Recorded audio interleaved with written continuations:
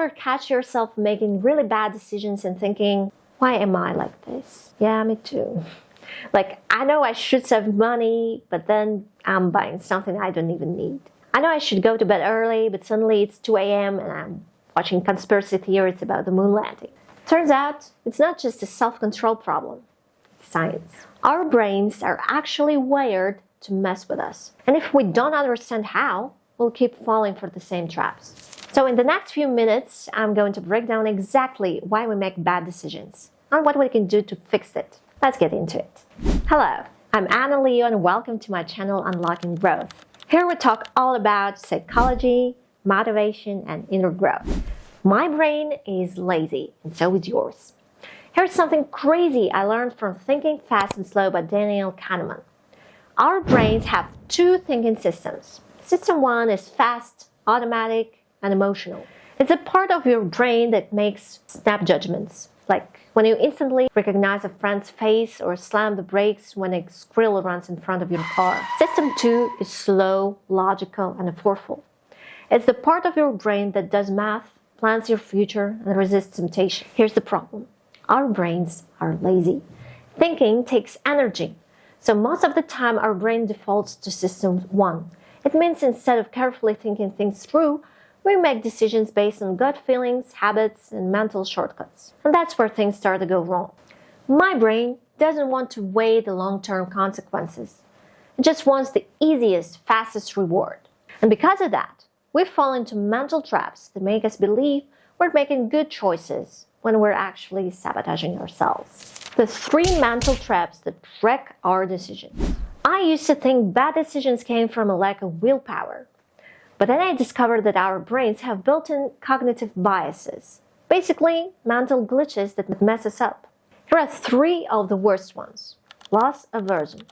We hate losing more than we love winning. Ever held on to a bad investment, a terrible job, or even a toxic relationship way longer than you should have? That's loss aversion in action. Kahneman and Tversky found that losing hurts twice as much as winning feels good. So instead of cutting our losses, we keep doubling down, hoping things will magically get better. Sounds familiar? Confirmation bias. We only see what we want to see. I once spent hours researching whether my bad habits were actually bad, but I only clicked on articles that told me what I wanted to hear.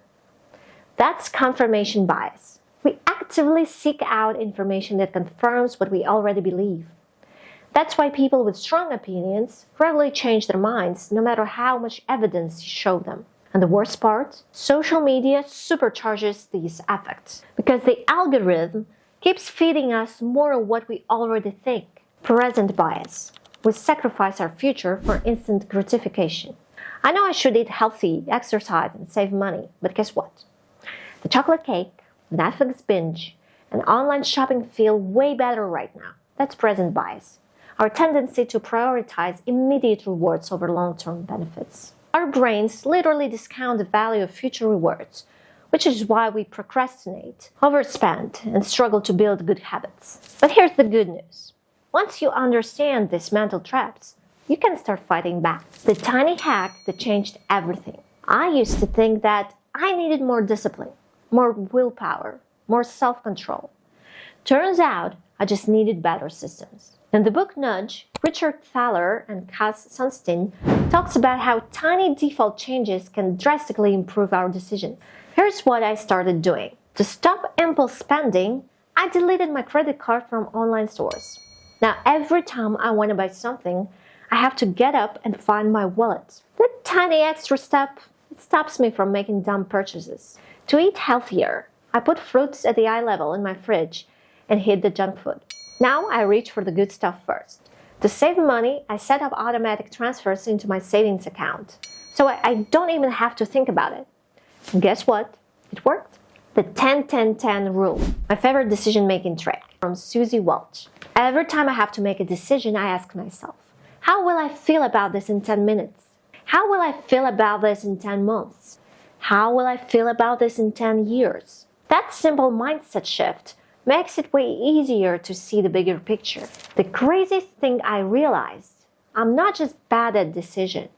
My brain, everyone's brain, is wired in a way that makes good choices hard. But once you understand that, you can start outsmarting yourself.